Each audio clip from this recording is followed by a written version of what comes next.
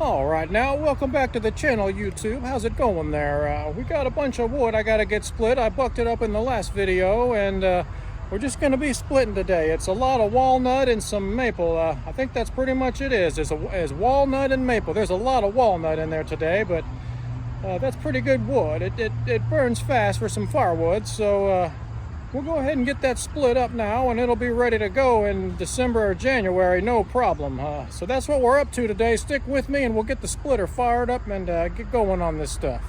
So here's that wood now. I got a couple maple rounds noodled in half there. I ripped those up, and that's all walnut down there. So everything on the bottom is walnut. I got walnut down there, and it's not quite a truckload, but I'm going to go ahead and get that split up and see how it looks in my truck. I got a bunch of stuff out here today, and I'm going to lose my little stick here if I don't pick that up. I'll leave that out here. But I got all kinds of stuff out here today with me. 3 chainsaws and all this gas and everything, so I got all kinds of stuff.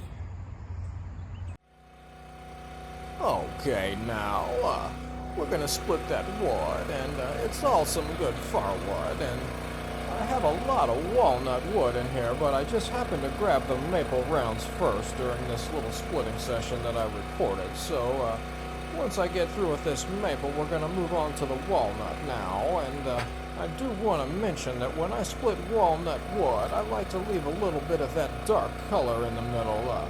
If you're working around the sapwood, it's a white ring around the outside of that walnut wood, and if you just cut the sapwood and leave it in the firewood piece, it just looks like a white piece of wood. So I really like to leave some of that nice dark color in the heartwood when I'm dealing with walnut. That way, when people get a nice piece of walnut wood, they know for sure that it's walnut, and it has that dark, rich color in it for them. That nice chocolate brown.